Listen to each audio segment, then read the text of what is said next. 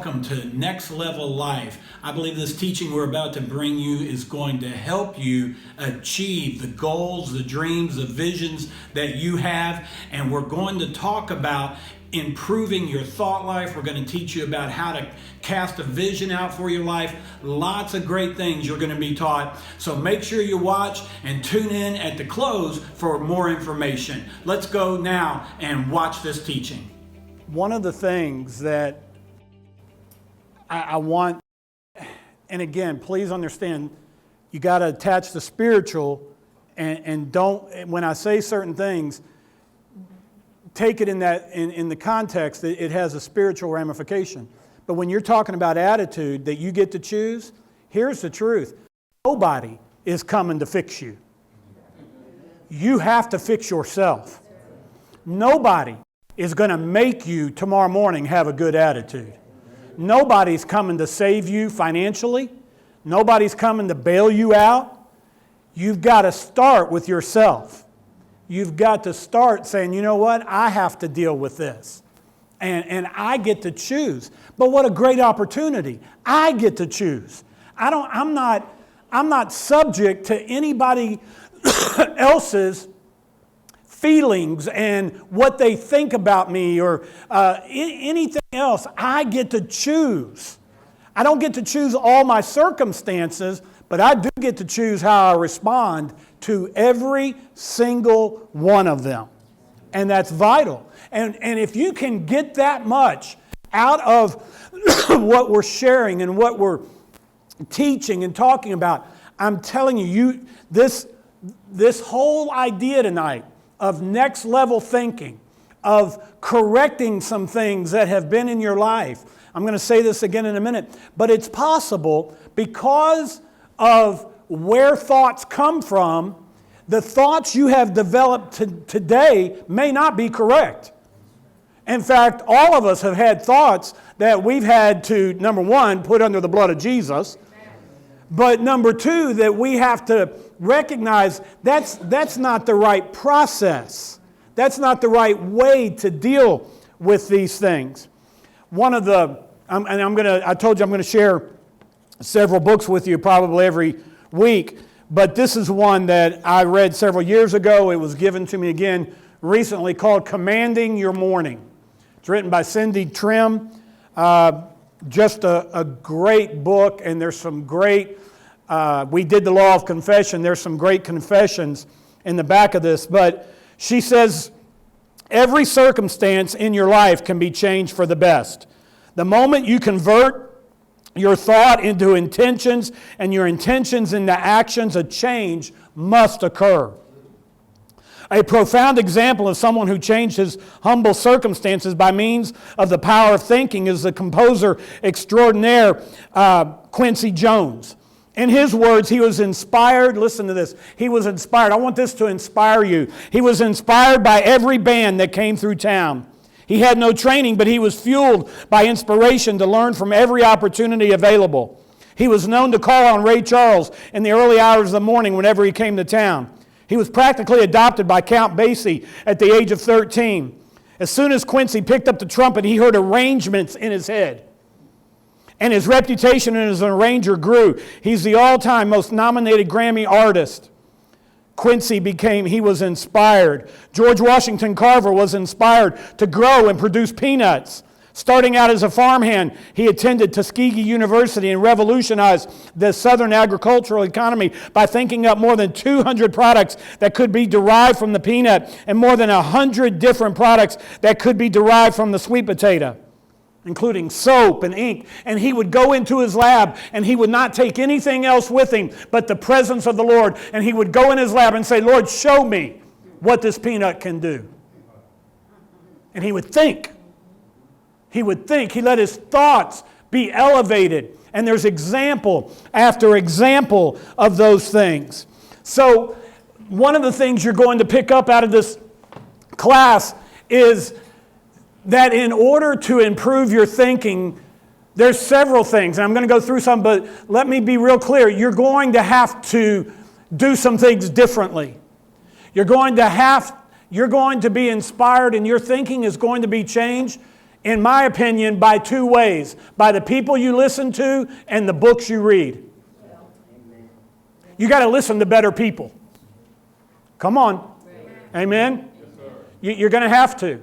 You're going to have to listen to people. If you really want your thinking to go higher, if you choose, like we said, if you're making that choice that I'm not just taking this class so I can have, something to do on Wednesday nights, it's pouring the rain. You could have stayed home. But there was something in you that said, I want my thought life. I want my life to operate at a higher level. I'm grateful for how far I'm come. I'm grateful that I'm where I'm at. But I know God's got something more. I know that there is something else that I am to do. And if you're going to do that, it begins in your thought process.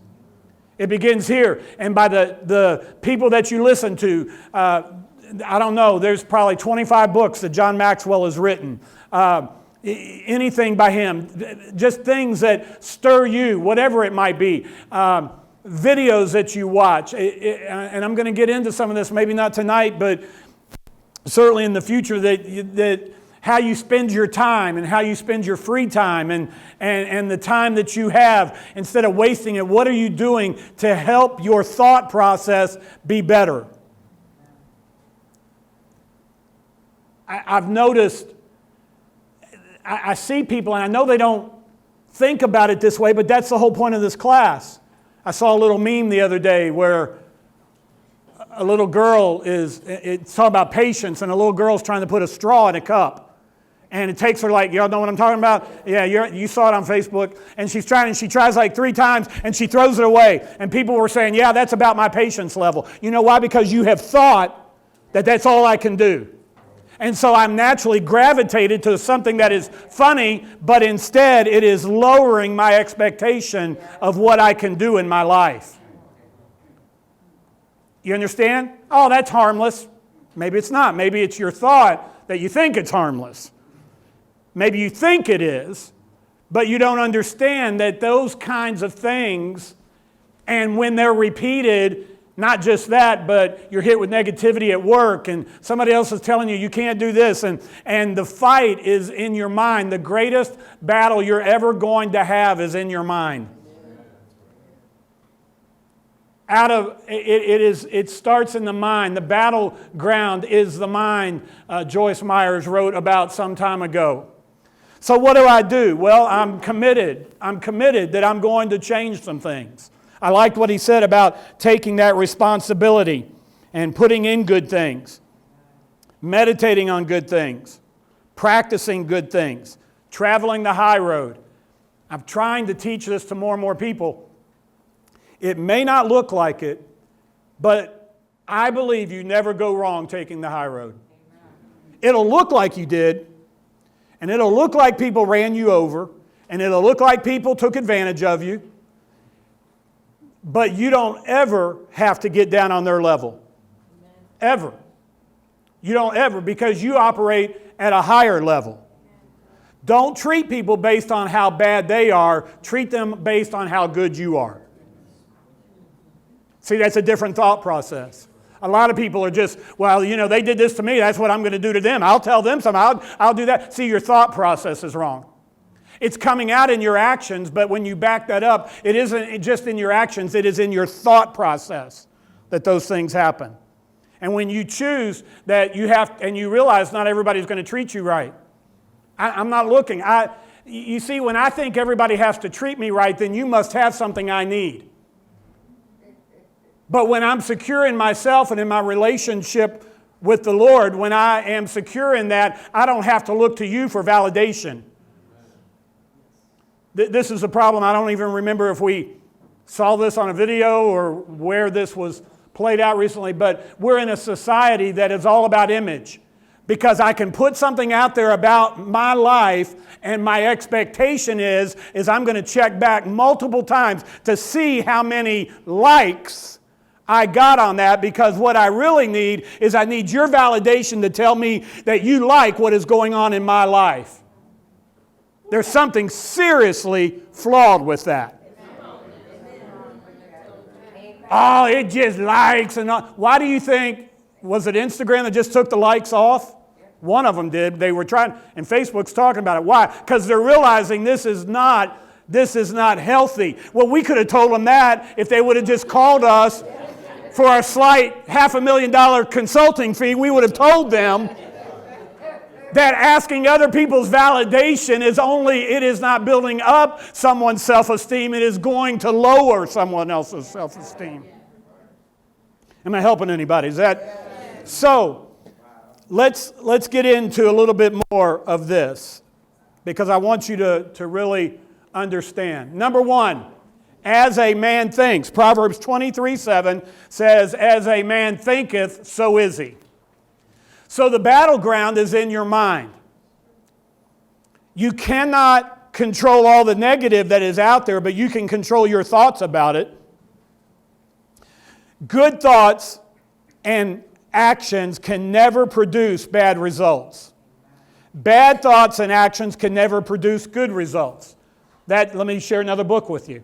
He mentioned this in his teaching, James Allen, As a Man Thinketh. It's a classic. You can pick it up, certainly at the bookstores, online. But As a Man Thinketh, it's a little difficult reading some of it, but you get through it and you understand what he's saying. He said a man can only rise, conquer, and achieve by lifting up his thoughts. Let me say that again. A man can only rise, conquer, and achieve by lifting up his thoughts. He can only remain weak and abject and miserable by refusing to lift up his thoughts. You know why a lot of people are miserable today? Because they have miserable thoughts. Their thought life is wrong. Their thought life is selfish. Their thought life is it's all about me. We live in a very narcissistic society. We live in a society that it's all about me. I want what I want. And if that means you don't get what you want, too bad, because I got what I want. That is opposite of the way successful people think. And I'm not talking successfully money. I'm talking about emotionally stable. I'm talking about happy in their homes and their life and their families and those things. And you have to get out of that mindset and out of that to realize that it's not all about us. We will remain weak if we refuse, because we have the choice. Everybody has the choice. There's people that have been through horrible things, but somehow they remain thinking, I'm going to come out of this.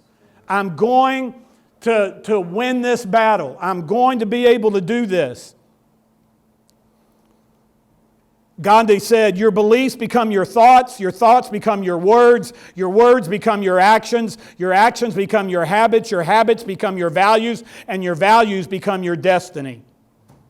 Your beliefs become your thoughts. We're going to talk about that in a little bit. But then your thoughts become your words. Out of the abundance of the heart, the mouth speaks. What begins here gets into here and comes out your mouth. What are you meditating on? When tough time, I'm not saying tough times are coming, but everybody goes through something. Everybody's got a story, right? Everybody has something that they've been through. And as you've gone through that, as you have dealt with that, even prior to it, you're setting your mind to say, it doesn't matter what comes. I know in whom I have believed. I know who I am. I'm secure in that. I'm not needing anything else from anybody to tell me that I'm wonderful, because I know who I am in the eyes of my Maker. Amen. When I know that, when I settle that, as a man thinketh, you got to think on these things. You got to put in, like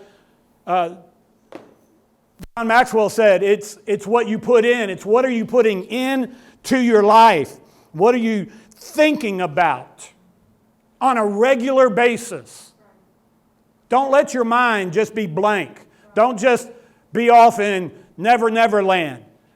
This is you're changing. You're going, you know what? I can shift. I don't have to just sit here and get upset over something that's going on. I can focus my mind. You can control your mind. You can tell your mind, no, we're going to think on something else. You can learn to catch yourself and say, no, I'm not thinking that way. No, I'm not going to get upset. The guy cut me off in traffic. Getting mad doesn't change the fact of what he did. Yelling at him doesn't change what happened. It doesn't affect him. It lessens you. And when we realize that, we're willing to begin to think on these things that are positive, that are godly, that are principled. So let's talk about a second thing tonight. You have to be willing to pay the price to think. What do you mean by that?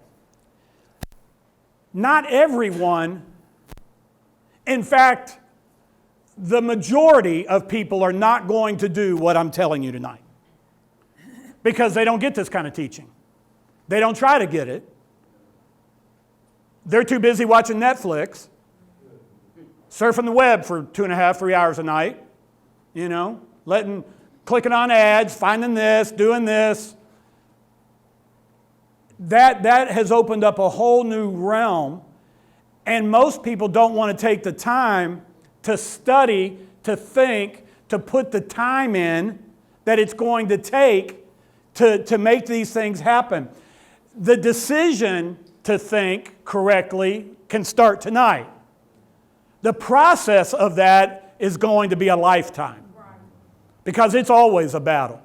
It doesn't matter how skilled you are at it. It doesn't matter, like he said, he wrote the books on attitude, yet when people were getting upset with him, he was going to preach the sermon about this earth swallowing them all up. Well, that's a great attitude, Pastor, But it can hit all of us. It can hit every one of us. And we have to fight that battle in our mind, not once in a while, every single day. I told my granddaughter last night, she was with me for a little while, and I was asking her what kind of day she had, and she was telling me, and she's usually pretty positive, and had a good day and all this. I said, well, you know what? Tomorrow morning when you wake up, you get to choose what kind of day you're going to have. And she said, you know what, Papa, you're right. I said, you can either be hard to get up and get out of bed, or you can wake up and say, Jesus, I thank you for another day. I'm gonna go have a great day today. And teaching them how to do that. But there's a price that has to be paid because you're going to deal with people who do not think like this. And you have to choose to take the high road and be positive in the midst of people who don't want to be positive and actually want to be just the opposite. So you have to be willing to pay a price in your thinking. Your greatest battle is for something you cannot see tonight. You can't see it. If the things you're believing for, your thoughts, all of those things, that's a battle. You can't see it all tonight, but that's your greatest battle, that you keep that image before you and you think correctly so that you know you are working towards something that is going to manifest in your life at some point. But you don't ever quit thinking those ways. A lot of people are satisfied with average, boring life. But then there's some of us that want to be stretched. I think that's why you're here tonight. I want to be stretched. I don't want the same things. I want something different. I want my mind. I want the capacity to receive to be stretched in me. Cindy Trim said, there is a direct correlation between the quality of your thoughts and the quality of your life. What you think determines who you are. It determines what you are. It determines where you go, what you acquire, where you live, whom you love, where you work, what you accomplish, what you read. She says, I could go on and on. If you want your life to be different, you must dare to think differently. Care to think outside of the box. Think possibility thoughts. Mark 10:27 says, with God all things are possible. You've got to change that thinking. It'll help. One of the things we got to learn as you think better. Again, I preface this with understanding the spiritual side too. But if you're going to think better, you're going to have to hang around better people. Now you say, well, yeah, but Jesus sat with sinners and publicans. That's true, He did. And we will too, but we'll do it at a higher level. Jesus didn't come down to their level of thinking. He sat at that table to elevate them, not to deflate Himself. Right? But there has to be some inputting into your life by people who are going to stretch you and people who are going to pull on you. And sometimes that can seem aggravating. Sometimes that can seem annoying. Why are they doing this to me? Why would they say that to me? Because you need to put yourself in positions, as again he said, where people can mentor you and people can speak into your life without you being offended. Amen. And when you get offended, your thought process, I'm talking about people who really want to help you. I mean, there's a lot of jokers out there that are trying to diss you. You don't need to be around them, right? Sometimes your circle of friends needs to get smaller and smaller. Your time at family reunion probably needs to get less and less, right? Because you can only stay saved there for so long. Come on, y'all know, amen? Sometimes that can happen. So you've got to be willing to say, you know what? Now, I'm not saying we don't minister to them. That's not the area I'm talking about right now. I'm talking about what you allow people to put in to your life. You're allowing people to dump on you. You're allowing people to just constantly, that don't want to get better, continue to influence your life and manipulate your life and take your time when you have told them things that would make them better and they're not doing it.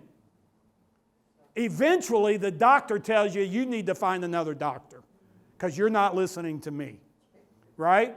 And sometimes you got to lovingly say, look, we don't even need to talk about all these issues till you've done the 3 things I've told you already. Some people want attention. They feel good about feeling bad, right? And you got to recognize that in your thought life. There is a price to think at this level. There's a price to go to your next level. And that means that level, everybody has a next level. It doesn't matter where you are. It has nothing to do with finances. It has to do with your thinking. Everybody's at a different place. But everybody's got a next level.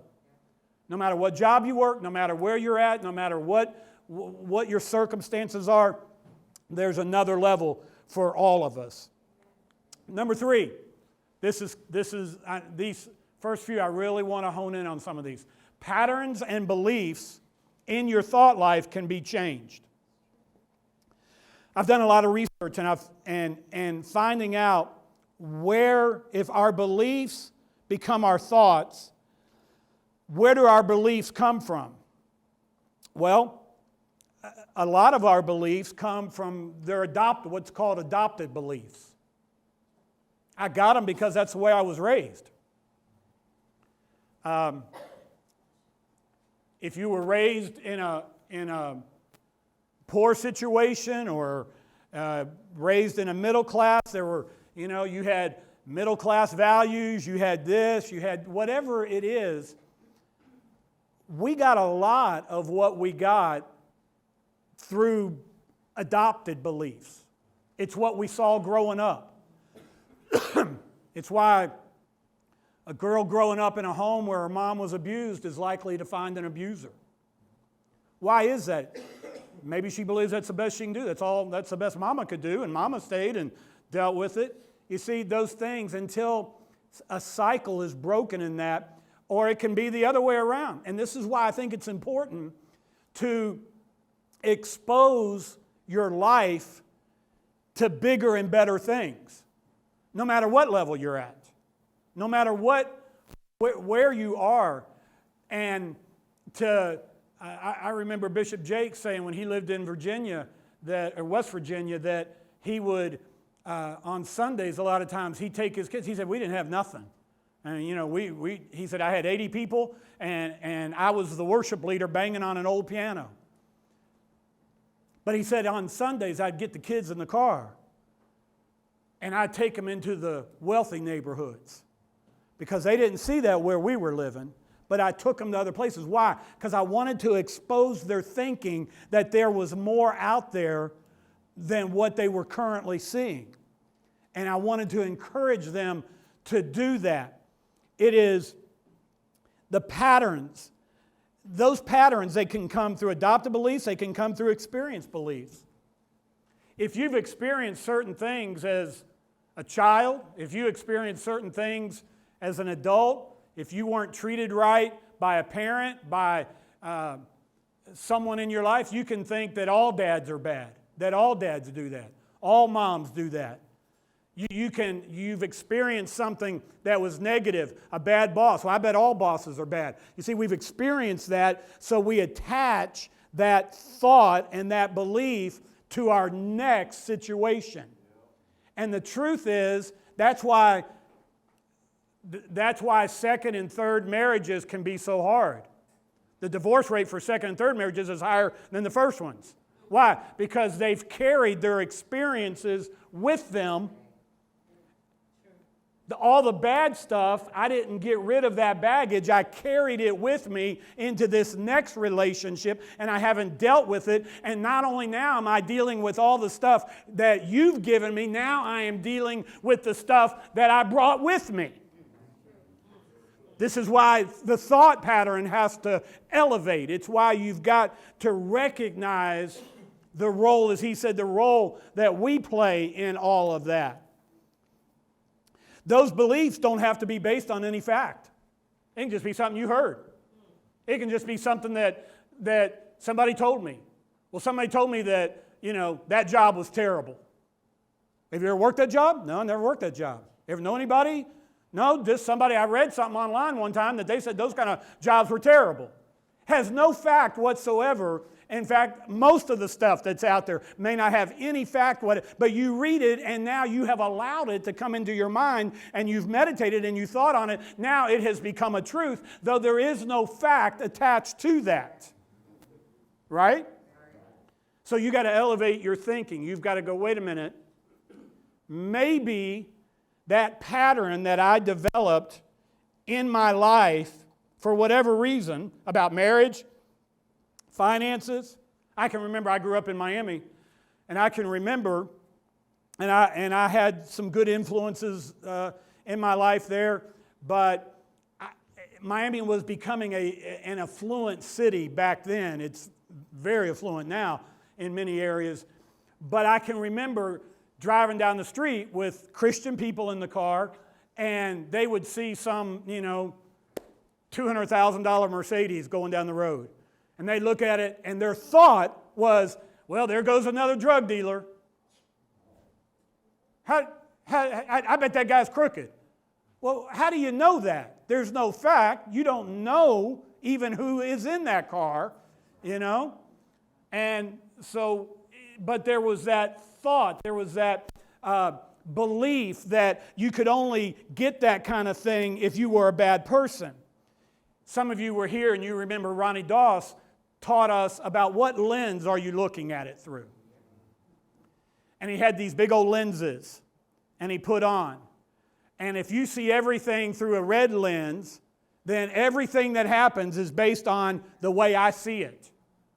And the way I see it then influences every decision I make and the way I treat people and all these other things that I do. But what if you take those lenses off? And now I'm not seeing it through, I'll use myself. I was raised in my parents were divorced when I was 12. So for a long time I saw everything through a divorce lens. I saw all the problems. All my problems were related to the fact that I was divorced, or that my family was divorced. We're not divorced, thank you very much. I still get a kick out of introducing her as my first wife sometimes, but my only wife for those of you watching online.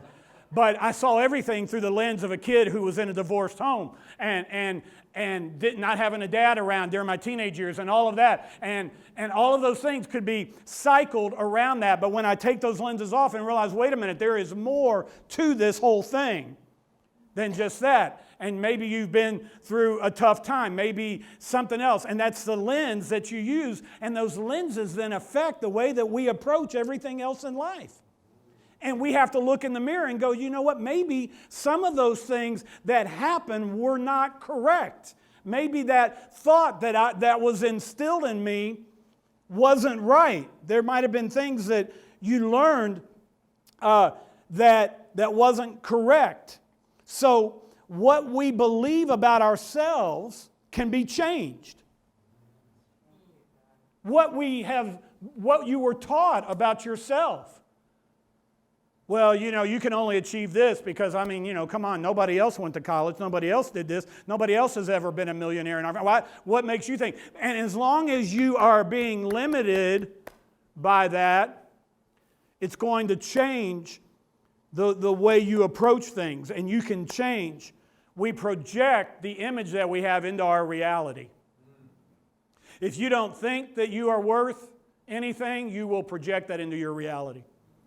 And you won't think you're worthy of a healthy relationship. You won't think you're worthy of a great job. You won't think you're worthy of accomplishing anything. And the struggle will be real. But once you break out of that and break those patterns and those beliefs, there's a lot of good that can happen. Let me go on through some more of these. Is this helping anybody? To increase. I want to make sure I'm telling you some how-tos. If you want to increase your thought life and think at next levels, you're going to have to practice meditation. In fact, that's what he said too. He said, meditate on good things. Joshua chapter 1 and verse 8 says that if you will hearken unto my word, if you will listen to what I tell you, and then meditate therein day and night. Does that sound like a lot? It does. If you'll meditate day and night, then you will make your way prosperous. Then you will have good success. But it won't come by not doing that. Meditation isn't just sitting there and closing your eyes and humming for a little while. That word literally means that you have to speak something. If you'll meditate therein day and night, God said to Joshua, it has the component of speaking something over your life. What have you said over your life today? That's why those meditations, those confessions are so important. That law of confession is so important because once it comes out of your mouth, you know where it goes back in. It goes back into your ears. So when I begin to say things out of my mouth, I'm hearing it. It's getting back into my mind and then dropping down into my heart. And it's not just by rote repetition, but I really begin to believe these things. I really begin to believe that with God all things are possible, and it begins to make a difference. So we have to practice that meditation. Successful people in their thought life spend time usually in the morning time. Doesn't have to be, but sometimes after the day's a train wreck, it's tough to sit down and meditate that it's going to be a good day. So you want to start the day off. I'm not saying 30 minutes. Start with 10. Start with 5. What I've done personally so that I am not tempted, I don't take my phone to my meditation place. I just don't. I don't have a TV where I meditate. I don't have any electronics. I don't have my iPad. I'm not reading, I'm not reading from the Bible from an electronic device. I'm reading, I'm thinking, I'm praying, I'm confessing what kind of day that it's going to be. I'm getting my mind. I'm not waiting for the day to tell me how it's going to go. I'm commanding my morning. I'm telling you, that's a different thought plan. It puts your day in order and you get to see it in the Spirit. So practice meditation. Number 5, if you're going to elevate your thinking, you've got to think big picture. What does that mean, Steve? It means that you have a part, but you have to understand how your part is going to affect the whole. Because the part you play affects other people. Decisions you make have consequences to them. You have to think big picture. Your thinking, which will lead you to action, and then it'll affect the lives of others. So I'm not just thinking that this class, well, yeah, it does me good, I get to teach it, but I'm having an impact. I'm thinking big picture. You're going to be able to go home and practice it. You're going to go home and practice it. You're going to put something in you that is going to develop, and now you are beginning to go, you know what? If I can change my thinking, I can change my life. If I can change what has been my thought process and how I do it, but how am I going to do it? Well, I'm going to meditate. He said to meditate some things. He said to change some of those patterns of belief. Look yourself in the mirror and go, you know what? What I've always thought may not be accurate. You thought you were limited. Well, I can only do this. I only make this much an hour. I only do this. If you'll stay with me through these 5 classes, you're going to learn there's a lot of ways to make money. By the time we get to the 5th week, you're going to realize you're not limited. There's a lot of ways that you can do things. There's things that are in your life right now that could begin to do that. But you got to think big picture. You're in one season. You're just in one season. A bad day does not mean a bad life. That's worth writing down. A bad day does not mean a bad life. So you had a bad day. What are you going to do? I'm going to get up tomorrow and I'm going to fight again. I'm going to believe again. I'm going to do it again. And then I'm going to go to bed and I'm going to get up and I'm going to do it again. And I've got zeal and I'm training my brain to operate at different levels. Does that make sense? Number 6, you're going to have to apply critical thinking. I went back and I studied this quite a bit over the last few weeks. Critical thinking is analyzing and finding the best approach to an issue. It's the need to realize there are many arguments to an issue. If you want to grow your thinking, read what other people think about the issue you're dealing with. Not everybody has to agree with you, right? You think they do, but that's wrong thought. Because not everybody out there has the same mindset. They don't have the same experiences. They don't have the same values. They weren't raised like you were. On any level, they're going to have differences of opinion, and that can either freak you out or it can make you stronger to realize that there are other sides out there. And just because there are other religions and there's other schools of thought and all that doesn't mean that you become adversarial with those people. You don't have to be adversarial in your relationships. My wife thinks different than I do. She was raised in Louisville. I was raised in Miami. I had some Miami values when I came up here. I think it's personally what attracted me to her. But that may not be fact. That may be an adopted belief that I have. But my point is we were raised in 2 different cities. 2 different things.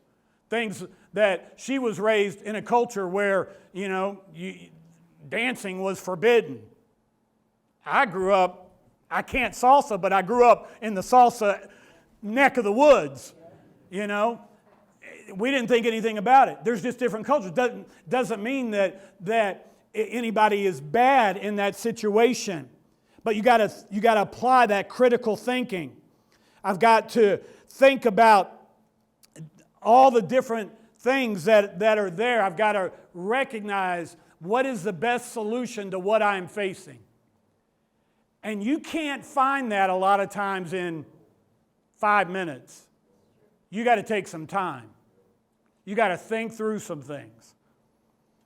So number 7 is that. So not only is there critical thinking, you got to spend time in strategic thinking. Strategy is great. This is more getting the plan together. So I'm facing this financial situation. So he said there's a lot of ways out there. Well, okay, I'm in need of this money. How can I get it? How can I bring it about? And you start listing them. How can that happen? A lot of people want blessing. They just don't want to do anything to go get it. They're waiting on the money tree to be out in their front yard tomorrow. We got to take faith and apply it to the natural and see those things come together. You got to have a strategy. You got to have a strategy for a better marriage. You got to have a strategy for better relationships. You got to have strategy for the promotion you want on your job. You got to have a plan. I may, if we have time in the weeks ahead, to show you a few-minute clip of some teaching about how planning is vital to your success. From a Christian perspective, you got to have a plan. What am I doing? How am I going to make all of this come together? And through some of these things that we're teaching, you're going to be able to do that. When you spend time in strategic thinking, it'll make the difficult things easier. We do a lot of strategic planning here at the church now. Pastor Ken's been great at helping us do that, to think more strategically. How are we doing? How are we measuring it? What are we doing? If I say, well, how are you doing? How are you doing compared to last year? Well, I'm doing better. What's your measurement? How do you know? Well, I feel better.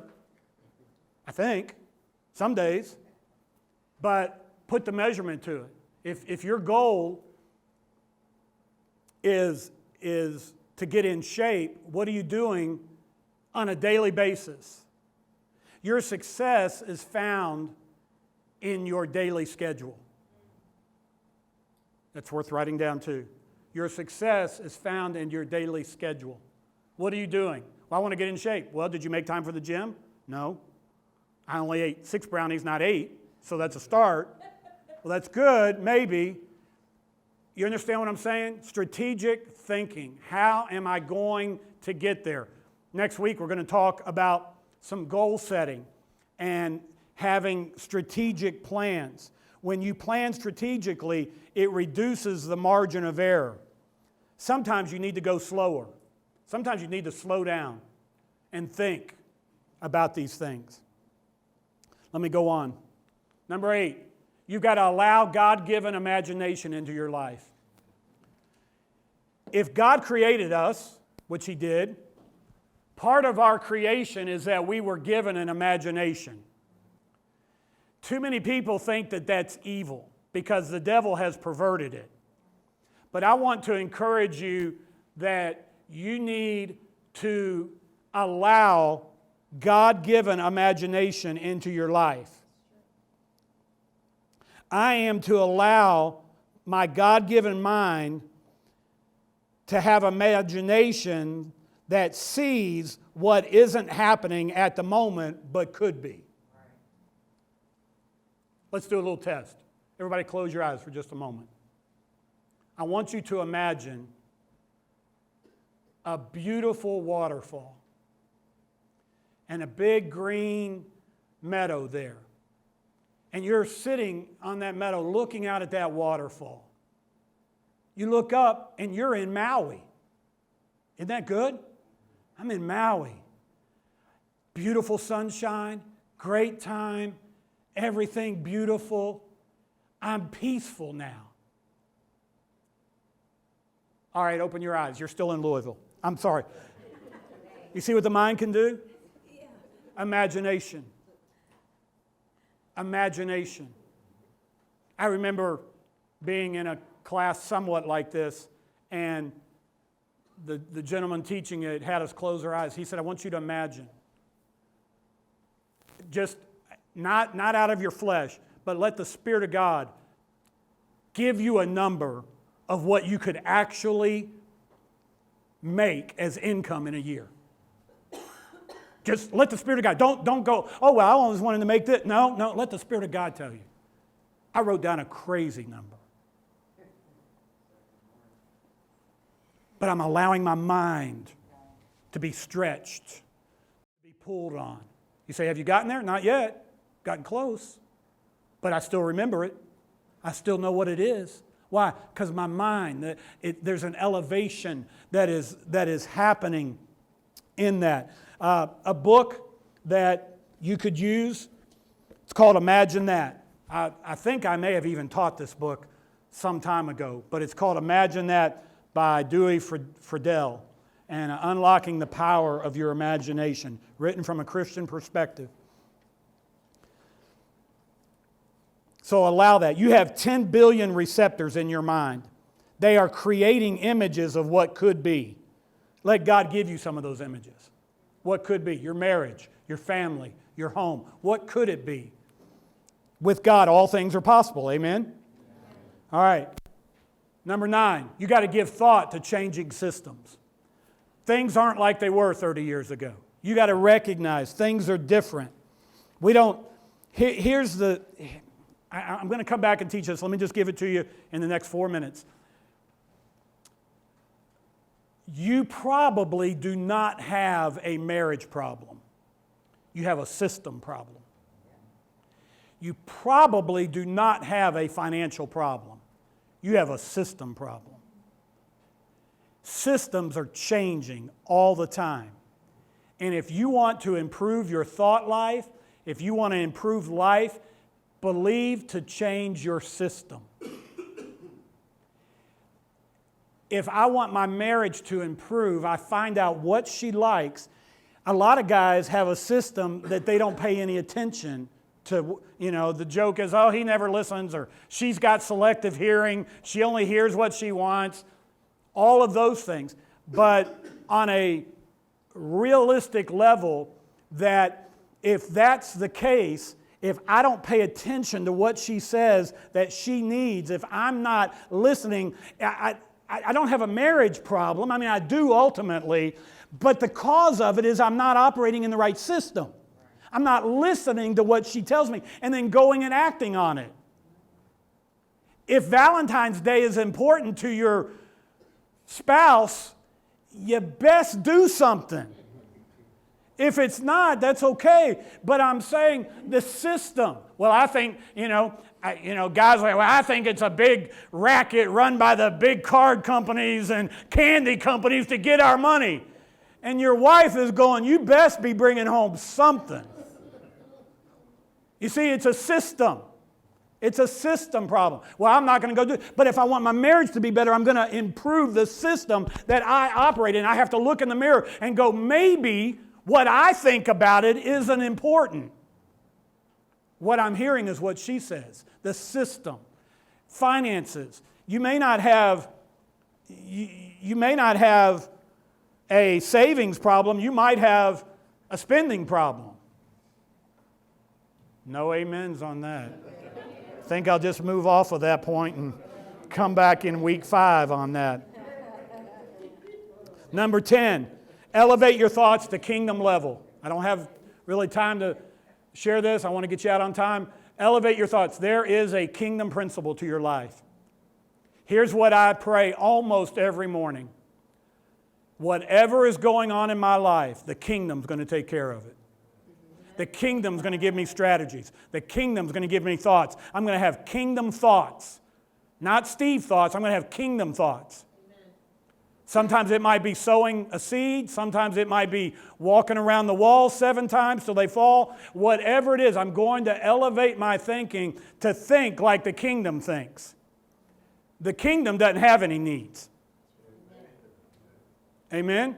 You're a citizen of the kingdom. You're an ambassador of the kingdom. The kingdom takes care of you. We'll talk more about that hopefully in days ahead. Clarity. Number 11, clarity comes through your thought process.